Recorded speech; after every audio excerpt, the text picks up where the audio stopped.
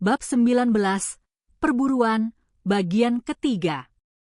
Mari kita mundur sedikit, ke saat-saat segera setelah Jinshi dan Mao Mao terjun ke air terjun.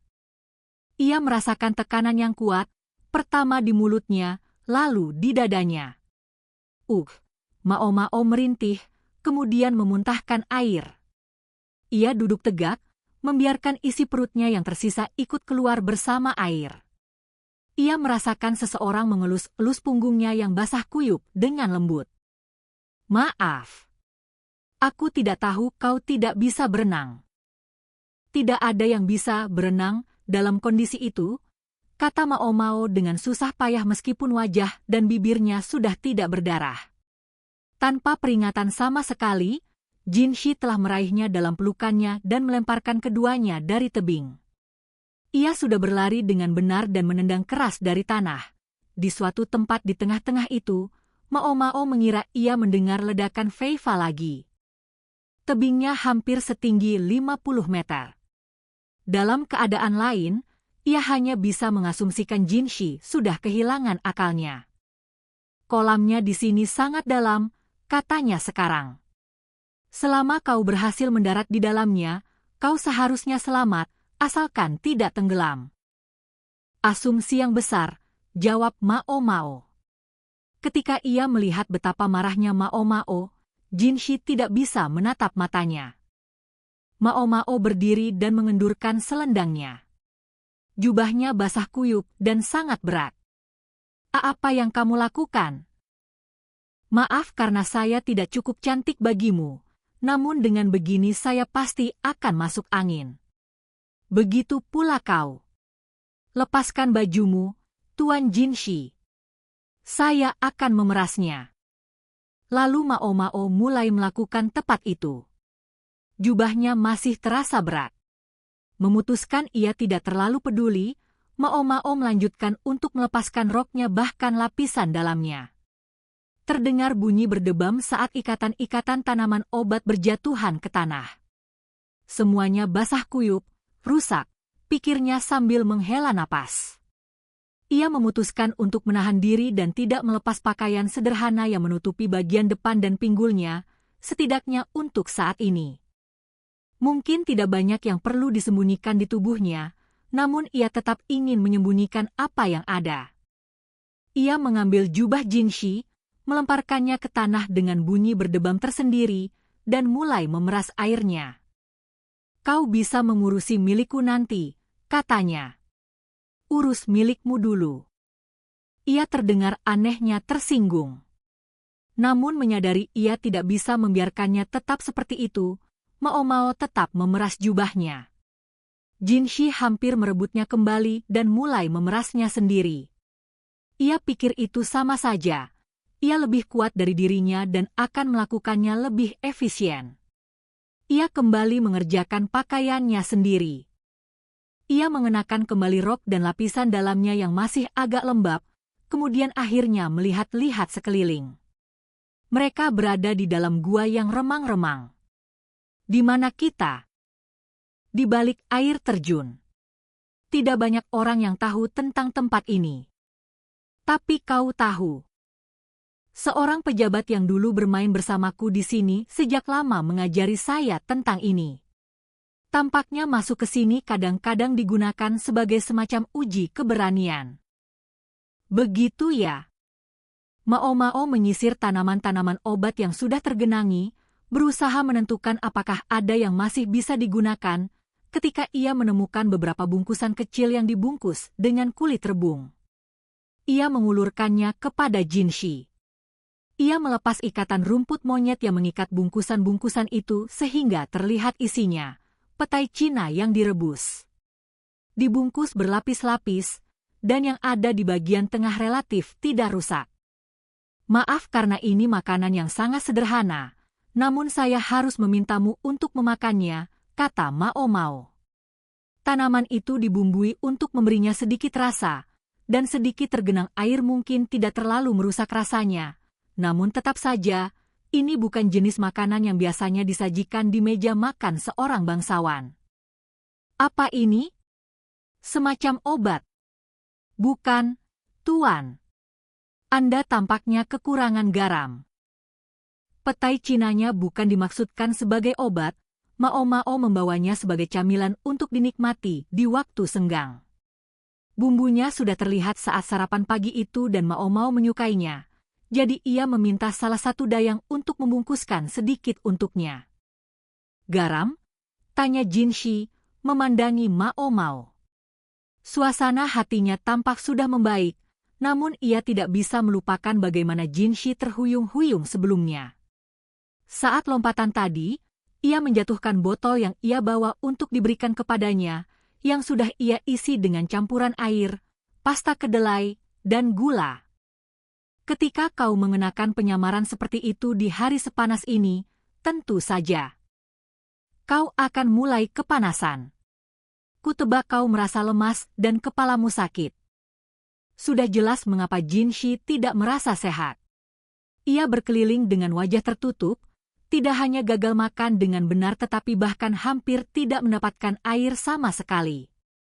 Bahkan kekurangan air saja, meski tampaknya hal yang sederhana, bisa berujung pada kematian dalam beberapa kasus. Menyelam ke dalam kolam tadi sudah sedikit meredakan kepanasannya, namun ia ingin Jinshi mendapatkan sedikit garam untuk berjaga-jaga. Maka dari itu petai Cina itu. Jadi begitu yang kau pikirkan. Jinshi mengambil sedikit tanaman itu dan memasukkannya ke mulut. Kemudian ia segera mengambil gigitan lagi, rasa asinnya pasti lebih enak dari yang ia bayangkan. Saat itulah, suara yang cukup memalukan bergema di dalam gua, suara itu berasal dari perut Mao Mao. Bukan salahnya, Mao Mao memang tidak banyak makan, namun itu berarti ia lebih cepat lapar. Dan para pelayan tidak makan sampai para tamu sudah selesai makan. Jinshi menutup mulut dengan tangan, mengulurkan beberapa petai Cinanya kepada Mao Mao. Ia tiba-tiba terdera keinginan untuk memelototinya, memperlihatkan gigi dan cemberut. Ia berhasil menekan dorongan itu, tentu saja. Terima kasih, katanya, meski ia menyelipkan sedikit cemberut saat mengatakannya. Kemudian ia mengambil sedikit petai Cina untuk dirinya sendiri dan memasukkannya ke mulut. Kalah, Jinshi pun memakan bagiannya. Ketika yang tersisa hanya bungkusannya, Jinshi menjilati sisa garam dari jari-jarinya. Mao Mao terkejut betapa kekanak-kanakannya itu, namun bagaimanapun, ia melanjutkan dan membersihkan bungkusan rebungnya. Apa sebenarnya tadi itu? Tanyanya, merasa sangat tidak tenang. Itu Feifa, senjata api genggam. Tembakan-tembakannya cukup berdekatan satu sama lain, jadi kemungkinan besar kita diserang oleh beberapa pelaku. Feifa dirancang untuk pertempuran, namun menggunakannya memerlukan pengisian dengan bubuk dan amunisi, kemudian menyalakan apinya. Itu mungkin menjelaskan pilihan Jinshi untuk melompat dari tebing daripada mencoba bersembunyi di hutan. Di dalam hutan, ia akan berlari langsung masuk ke dalam cengkeraman musuh. Apalagi ketika mereka tidak tahu berapa banyak musuh yang ada. Apa yang sudah ia lakukan sampai sebegitu dibenci?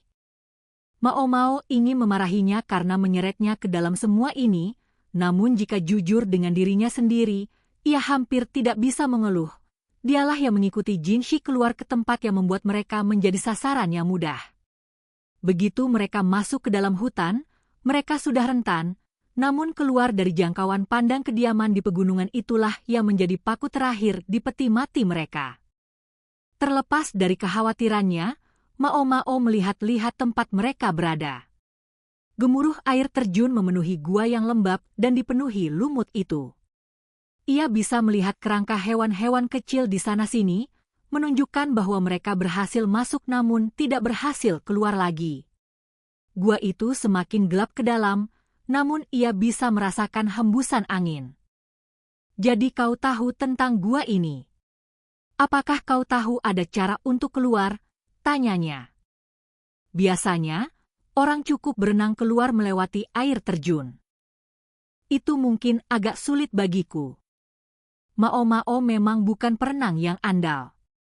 Terbukti dari bagaimana ia hampir tenggelam tadi. Ada lubang di langit-langit di bagian depan sana, jawab Jin Shi. Terhubung ke gua yang lebih dekat ke kediaman. Mereka yang masuk ke gua ini sebagai uji keberanian tampaknya sering dikeluarkan lewat jalur itu. Apakah Tuan Gaoshun tahu tentang tempat ini? Jin Shi tidak bisa menatap matanya. Ia tidak suka aku bermain seperti ini. Jadi mereka melakukannya diam-diam dari Gaoshun. Udara antara Mao Mao dan Jin Shi tiba-tiba terasa lebih tegang. Basen tahu tentangnya, namun saya tidak yakin apakah ia akan langsung menghubungkan titik-titiknya. Tidak seperti Gaoshun, Basen tidak selalu yang paling cepat berpikir. Andai saja ada cara untuk memberitahunya di mana mereka berada. Siapapun yang telah menembak Jin Shi kemungkinan sedang menggeledah area sekitar air terjun sekarang. Dan dalam kondisi fisik Jin Shi saat ini, tidak ada jaminan ia akan mampu berenang keluar dengan selamat bagaimanapun juga. Mao Mao menoleh ke arah bagian dalam gua. Ia bisa mendengar angin bersiul melalui langit-langit. Terlintas di pikirannya bahwa mereka mungkin bisa berteriak minta tolong, namun Jin Shi menggelengkan kepala. Mereka harus berada sangat dekat untuk bisa mendengar kita. Kita beruntung jika seseorang memperhatikan meskipun kita berteriak sepanjang hari. Mao Mao memiringkan kepala saat sebuah kenangan melayang ke pikirannya. Ia memasukkan ibu jari dan jari telunjuk ke dalam mulut dan mencoba bersiul. Namun ia sudah lama tidak melakukannya, dan suaranya hampir tidak keluar. Harusnya sudah kuduga tidak semudah itu. Mengakui kekalahannya, ia pergi dan mendongak ke lubang di langit-langit. Tidak terlalu jauh di atasnya, mungkin sekitar 270 cm. Jin Shi setidaknya harus setinggi 180 cm, namun ia mungkin tidak bisa melompat sampai ke lubang itu. Jin Shi mengawasinya, tampak tahu apa yang ia pikirkan. Ia tidak mengatakannya, namun ia menduga Jin Shi sedang berusaha mengira-ngira berapa beratnya. Mao Mao mendahuluinya. Saya tidak bisa. Ia mungkin sudah membayangkan Mao Mao bertengger di bahunya dan menyimpulkan bahwa ia mungkin bisa mencapai lubang itu. Namun mengingat siapa dan apa dirinya, Mao Mao sungguh-sungguh tidak bisa menyetujui rencana semacam itu. Jika Suiren suatu saat tahu Mao Mao meletakkan kakinya di atas Jin Shi, terlepas dari kondisi yang mendesak sekalipun, Mao Mao tidak ingin membayangkan apa yang akan terjadi padanya. Apa alternatifnya? Kamu di bawah? Aku akan menghancurkanmu. Tapi, lakukan. Ketika ia mengatakannya seperti itu, tidak banyak pilihan. Mao Mao mendekati tempat Jin Shi jongkok, meskipun ia sengaja memperlihatkan ketidaksukaannya. Ia sudah siap agar Mao Mao naik ke bahunya, dan tidak ada pilihan lain, ia pun melakukannya. Ia berpegangan pada kepala Jin Shi yang lembab seringan mungkin saat ia berdiri. Kau perlu sedikit lebih gemuk, tahu tidak? Ini bukan saat yang tepat, Tuan. Ia tidak bisa melihat lubang itu dalam kegelapan, namun bisa menemukannya dengan meraba-raba. Permukaannya lembab dan licin di beberapa tempat. Entah bagaimana ia berhasil mendapatkan pegangan dengan ujung-ujung jarinya, lalu menarik dirinya ke atas sehingga kakinya bertumpu di bahu Jin Shi. Tampaknya menjanjikan, katanya. Ya? Jawab Mao Mao. Tepat saat ia bersiap untuk berdiri tegak, seekor makhluk bermata basah mendarat tepat di atas kepalanya. Kuo, ia bersuara, lalu melompat pergi lagi. Seekor katak, pikir Mao Mao. Itu hampir tidak cukup untuk menakutinya, namun sudah cukup untuk memecah konsentrasinya. Jari-jarinya yang baru saja menyangganya itu tergelincir. Oh, Mao Mao kehilangan keseimbangan, masih setengah berdiri. Gerakan itu mengguncang Jin Shi di bawahnya. Hahei, awas! Ia berseru, terhuyung. Ia bisa saja melepaskan begitu saja, namun ia cukup sopan untuk mencoba mempertahankan Mao Mao. Sayangnya, Hasilnya adalah ia tergelincir di atas lumut yang lembab dan jatuh dengan keras. Ia tidak segera berkata apa-apa. Mao Mao, sementara itu, tidak merasakan sakit, namun mendapati kulit yang lembab tertekan di pipinya. Terasa hangat dengan nyata, dan ia bisa merasakan denyut nadi di sana. Ia juga tidak bisa bergerak. Dua lengan besar melingkar di sekelilingnya, menahannya dekat. Sisa-sisa wangian lembut sampai ke hidungnya. Mao Mao merasakan detak jantungnya sendiri meningkat. Ia khawatir dengan tubuh mereka yang begitu dekat, Jin Shi akan mendengarnya, namun ia tidak bisa melepaskan diri meskipun ia ingin. Saat darah berdenyut di dalam pembuluhnya, Mao Mao mendapati dirinya terfokus pada satu hal saja. Apa itu? Tangan kiri Mao Mao terjepit di antara mereka, dan sesuatu yang kenyal menekan telapak tangannya. Awalnya ia mengira itu katak yang remuk akibat jatuh, namun ukurannya tidak seperti amfibi yang melompat ke kepalanya tadi. Lebih dari itu, apapun itu tampaknya terbungkus kain. Apakah katak itu melompat masuk ke dalam jubah Jin Shi? Tanpa benar-benar memikirkan apa yang ia lakukan, Mao Mao meraba-raba dengan jarinya, berusaha mencari tahu. Jin Shi mendengus. Detak jantungnya melonjak. Mao Mao mendongak dan mendapati dirinya menatap dagu Jin Shi. Ia bisa melihat Jin Shi menggigit bibirnya dengan keras. Ia tampak berjuang, melawan sesuatu. Katak di dalam jubahnya bergerak seolah-olah hidup. Aku minta maaf, tapi bisakah kau memindahkan tanganmu? Ini membuat segalanya cukup sulit. Jin Shi terdengar seperti hampir tidak bisa mengeluarkan kata-kata, dan ia menolak untuk menatap Mao Mao. Ia bahkan melihat bahwa entah mengapa, keringat dingin mengucur di wajahnya. Dahinya berkerut dalam-dalam, hampir seolah ia sedang kesakitan. Sulit. Mao Mao secara refleks menggenggam tangannya, dan ekspresi Jin Shi menjadi jauh lebih intens. Hanya saat itulah terlintas di benak Mao Mao untuk melihat di mana sebenarnya tangannya berada. Ia bertumpu di suatu tempat di bawah pusar Jin Shi. Ia tidak mengatakan apa-apa.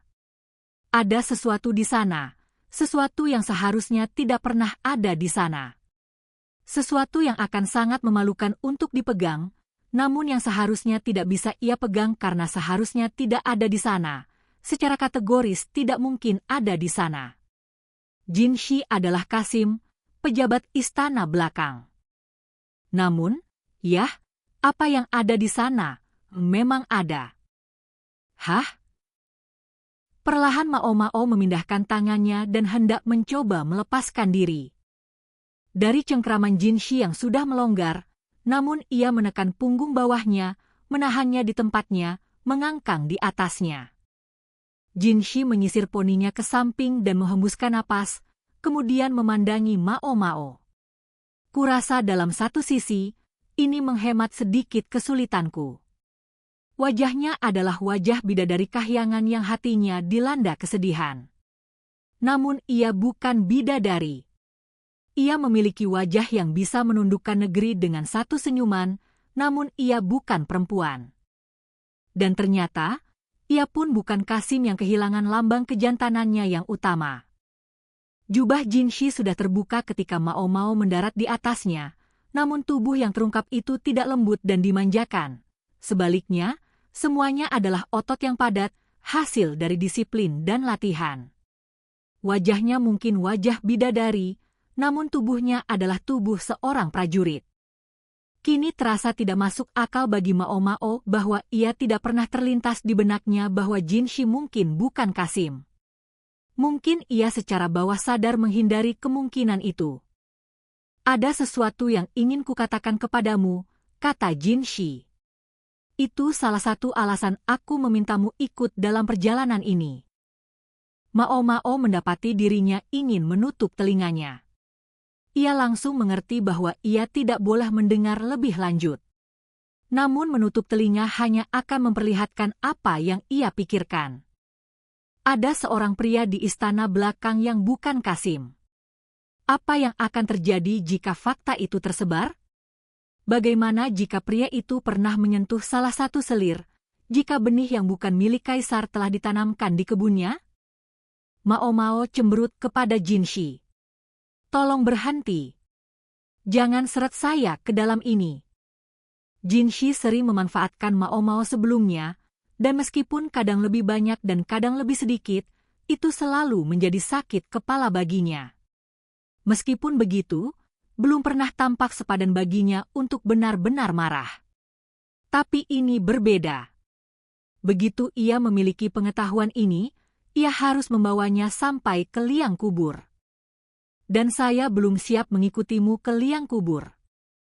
Maka, sebagai gantinya, Mao Mao berkata, saya sangat minta maaf, Tuan. Saya khawatir saya mungkin sudah menghancurkan seekor katak. Ia menjaga wajahnya tetap sepenuhnya tanpa ekspresi. Katak. Jinshi mengernyit. Biarkan saja ia mengernyit. Mao Mao akan mengatasi situasi ini dengan kekuatan tekad semata. Ya, Tuan, seekor katak. Saya minta maaf lagi, ia jatuh menimpa saya dari atas dan membuat saya kehilangan keseimbangan. Anda tidak terluka, bukan? Benda kenyal itu adalah katak, ia terus mengatakan pada dirinya sendiri, hanya seekor katak saja. Itu bukan Ka. Saya sungguh-sungguh minta maaf, saya tahu kau menanggung beban jatuh untuk melindungi saya. Mari kita keluar dari sini, cepat. Ia mencoba berdiri, namun Jinshi tidak mau melepaskannya. Tuan Jinshi, bisakah kau memindahkan tanganmu? Siapa yang kau sebut katak? Jinshi duduk tegak, masih menahannya di tempatnya, sehingga mereka berakhir saling berhadapan dengan Mao Mao hampir berada di pangkuannya. Dengan kakinya terbentang dan dirinya yang nyaris di atasnya, situasi itu hampir tidak bisa terlihat lebih memalukan. Saat Jinshi semakin membungkuk ke arahnya, Mao Mao hampir mundur, namun ia tidak akan dikalahkan sekarang. Ia menatap balik, hidung mereka hanya berapa sentimeter. Jika itu bukan katak, apa itu? Tanyanya. Itu hanya katak, itu hanya katak, ia terus mengulang, seperti mantra. Benda kenyal di bawah tangan kirinya adalah seekor katak. Katak, dan tidak lebih dari itu. Katak itu menjijikan, ia mengelap tangannya di roknya. Tentunya seekor katak pasti lebih kecil, bukan? Tanya Jinshi, membawa wajahnya 1 sentimeter lagi lebih dekat ke wajahnya. Tidak, Tuan, ada beberapa amfibi yang berukuran cukup lumayan di sekitar waktu ini. B berukuran lumayan. Jinshi mengernyit lagi, tampak terkejut, dan Mao Mao memanfaatkan momen itu untuk memperkecil jarak lebih lanjut, sampai hidung mereka hampir bersentuhan. Ya, lumayan. Dan jika itu bukan katak yang berukuran lumayan, hal berukuran lumayan apa lagi yang mungkin ada? Berukuran lumayan tidak cukup menggambarkannya, namun itu cukup untuk saat ini. Ya, berukuran lumayan sudah lebih dari cukup. Hei, kau mengelap tanganmu? Mengapa Jinshi tampak begitu tersinggung? Karena katak itu menjijikkan, Tuan. Menjijikkan. Ini dari orang yang minum arak ular. Tapi katak itu berlendir. Siapa yang berlendir? Mereka saling bertatapan dalam diam selama beberapa saat, lalu hampir 1 menit. Jinshi yang pertama berkedip, bisa dibilang demikian, memalingkan muka dari Mao Mao dengan bibir masih memoncong. Apakah saya menang? Mao Mao bertanya kepada dirinya sendiri dengan lega. Tidak ada yang baik yang pernah datang dari mengetahui terlalu banyak. Dan bagi Mao Mao, yang kelahirannya hanya membuatnya cocok untuk pekerjaan kasar, adalah yang terbaik untuk tidak mengetahui apapun sama sekali. Dengan begitu apapun yang terjadi, apapun yang mungkin dilakukan para atasannya, Mao Mao bisa mengatakan dengan jujur bahwa ia tidak tahu apa-apa tentang hal itu. Itulah posisinya selama ini, dan ia tidak berniat mengubahnya sekarang. Jinshi dan Mao Mao adalah seorang pejabat dan pelayan, tidak lebih, tidak kurang, dan ia tidak perlu mengetahui rahasia apapun untuk menjalankan tugasnya. Cengkeraman Jinshi akhirnya mengendur, dan Mao Mao menggeliat keluar dan mencoba berdiri, namun ia mendapati dirinya didorong ke tanah. Ia tidak mengharapkannya, dan ia jatuh, terjengkang ke belakang. Ia mendongak ke bawah, dan di sana ada Jinshi. Ia bergeser, merangkak di atasnya. Cahaya samar, seperti nyala lilin, menari di matanya. Baiklah. Ia perlahan meletakkan tangannya di belakang lutut Mao Mao dan mengangkatnya, menempatkan keduanya dalam posisi yang bahkan lebih memalukan dari sebelumnya. Mau membuktikannya sendiri. Jinshi mendelik. Mao Mao merinding di sekujur tubuh dan mulai berkeringat deras. Ia baru menyadari bahwa ia sudah terlalu jauh mendorong Jinshi. Jinshi, dari sisinya, tampak kebingungan sejenak.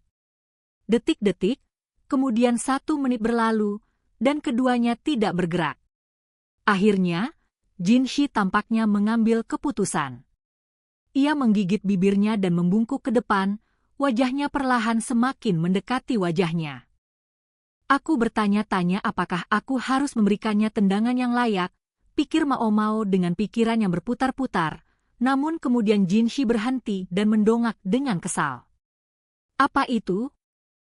Mao Mao mengira ia mendengar suara dari pintu keluar. Sesuatu yang terdengar seperti lolongan hewan bisa terdengar dari atas mereka. Perlahan, dengan ragu-ragu, Mao Mao memasukkan jarinya ke mulut dan bersiul. Ia dijawab dengan gonggongan seekor anjing. Ia bersiul lagi, dan kemudian segumpal bulu terjun melalui lubang di atas mereka, mendarat tepat di punggung Jinshi. Sementara ia menggosok pinggangnya, Mao Mao merangkak keluar dari bawahnya. Gumpalan bulu itu adalah anjing pemburu yang sedang dimain-mainkan oleh Lihaku. Mao Mao memeluknya erat dan membelai-belainya dengan senang. Hei, apa yang kamu lakukan? Jangan kabur seperti itu, terdengar suara anjing besar lainnya. Ia tidak terdengar terlalu khawatir, sebenarnya. Masih menggosok punggungnya, Jinshi mendongak ke langit-langit. Mao Mao, merasa seperti baru saja lolos dengan susah payah, berteriak nama Lihaku sekeras-kerasnya. Bagaimana kamu bisa ada di bawah sana? Tanya Lihaku, tampak kebingungan. Ia sudah mengambil tali dan menarik Mao Mao dan Jinshi keluar dari gua itu. Seperti yang dikatakan Jinshi, lubang di langit-langit menuju ke dekat kediaman itu. Dan apa yang kamu lakukan dengan seseorang yang begitu penting? Ia menambahkan, berbisik kepada Mao Mao. Seseorang yang begitu penting tampaknya merujuk kepada Jinshi, yang kini sudah mengenakan penyamarannya kembali. Mungkin sudah aman bagi Lihaku untuk melihatnya, namun mungkin seseorang tidak bisa terlalu berhati-hati. Katakanlah itu sulit untuk dijelaskan, katanya. Lihaku memiringkan kepala mendengar itu, namun dengan seseorang yang memiliki kedudukan Jinshi yang terlibat, ia tahu lebih baik untuk tidak mengajukan terlalu banyak pertanyaan. Mereka hanya memberitahunya bahwa mereka terjatuh ke dalam kolam air terjun dan berakhir di dalam gua. Saya harus memintamu untuk tidak memberitahu siapapun bahwa saya ada di sini, kata Jinshi. Ia duduk di lantai gua atas. Ia terdengar seperti orang yang berbeda dari biasanya, mungkin memang sebegitu susahnya berbicara dengan topeng yang terpasang. Sesuai keinginan, Tuan. Lihaku membungkuk hormat. Mungkin Jinshi ingin melihat apa yang akan dilakukan orang-orang lain selanjutnya jika mereka tidak menyadari ia sudah ditemukan. Namun Mao Mao terkejut bahwa ia bahkan tidak akan memberitahu Basen atau bahkan Gao Shun. Anjing itu berbaring di pangkuan Lihaku, mengibas-ngibaskan ekor, ia mengelus-elus kepala anjingnya dan memberikan potongan-potongan daging kering. Mao Mao melirik hewan itu. Ia berhasil mengikuti siulannya, jadi jelas ia punya pendengaran yang sangat baik. Apakah ia tahu trik lain? Tanyanya. Trik? Ia bisa menemukan lubang kelinci, kurasa. Itu kira-kira semuanya. Terasa seperti ia dan lihaku sedang bercakap-cakap dengan santai biasa. Anjing itu mendatangi dan mengendus-endusnya. Ada kecerdasan di balik tingkahnya yang konyol. Mao mencuri pandang ke arah Jinshi. Dengan apa yang baru saja terjadi, ia hampir tidak bisa menatap matanya. Namun apa yang harus dikatakan tetap harus dikatakan. Tuan Ji, Kousen, ia mulai, ingat tepat pada waktunya untuk menggunakan nama samarannya. Karena ia mengenakan topeng, ia mungkin ingin dipanggil dengan nama palsunya. Ya? Ada apa? Suara yang keluar dari balik topeng itu dingin. Ia pasti marah kepada Mao karena membuatnya begitu terprovokasi tadi. Mengapa lagi ia bersikap seperti ini? Dan apakah tidak adil bagi Mao untuk mengatakan bahwa ia sama sekali tidak menyangka? Tidak tepat jika dikatakan bahwa Jinshi telah mencoba menipu dirinya. Ia bahkan mungkin sudah berusaha menjelaskan dirinya. Namun Mao yang dilanda keinginan untuk tidak mengetahui apapun, sudah menciptakan dalih yang keterlaluan. Ia hampir tidak bisa menyalahkannya karena kesal dengan kisah kata itu.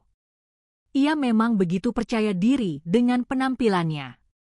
Dan tentu saja seekor katak yang luar biasa, tidak diragukan lagi. Mao tidak tahu respons yang tepat, namun jika tidak ada yang lain, ia harus memulai dengan mengatakan ini. Saya rasa saya mungkin bisa menentukan siapa yang menembak kita tadi. Ia mengelus-elus kepala anjing pemburu itu. Dan disitulah kita kembali ke masa kini. Mao membuka bungkusan yang kotor itu. Di dalamnya terdapat 3 pucuk Feifa yang masih berbau bubuk api. Ia belum pernah melihat Feifa sebelumnya dan terkejut betapa kecilnya. Jinshi dan lihaku tampak hampir sama terkejutnya dengan dirinya. Konon ini adalah model terbaru yang diimpor dari luar negeri, belum umum di negeri ini.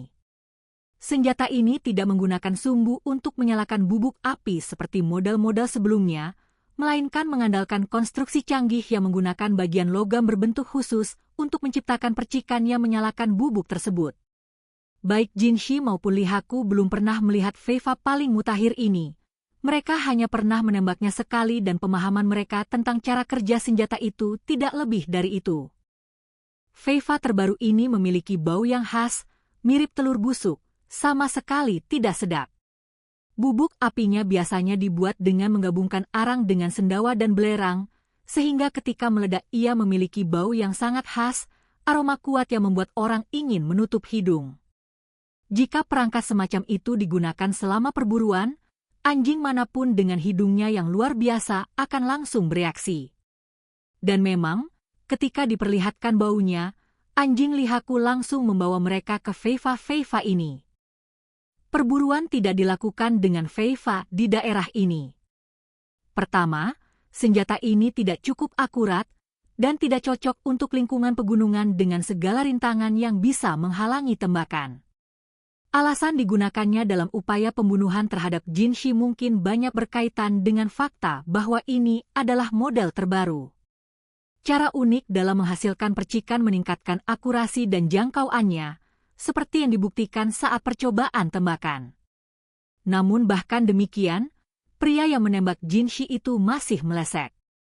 Lihaku, yang begitu ahli dalam tugasnya, sudah menyandera kedua lengan pria itu di belakang punggungnya dan memasukkan penyumpat ke mulutnya untuk mencegahnya menelan lidahnya sendiri. Saya merasa sedikit kasihan karena membuat semua orang curiga kepada orang-orang tua itu, kata lihaku. Setiap perangkap membutuhkan umpan. Atas instruksi Jinshi, mereka sudah memilih seorang pejabat yang reaksinya kemungkinan akan mudah dibaca. Para kaki tangan si pria yang ditangkap, maksudnya para pejabat di atasnya dan para kacung di bawahnya, sudah dipantau sehingga mereka bisa ditangkap kapan saja. Sekarang yang perlu dilakukan hanyalah membawa pria ini pergi dan mendapatkan pengakuannya. Anjing pemburu itu berlari-lari melingkar di sekitar Lihaku. "Betul, kamu anak yang baik," kata Lihaku, memegang si tahanan dengan satu tangan dan mengelus anjingnya dengan yang lain. Mereka sudah punya gambaran yang cukup jelas tentang siapa pelakunya. Siapapun yang telah menembakkan Feifa akan bau menyengat, dan bahkan jika mereka mengira sudah menghilangkan baunya, mereka tidak bisa mengelabui anjing pelacak. Mao membungkus kembali senjata-senjata itu dan mengikuti Lihaku yang mendorong si tahanan berjalan.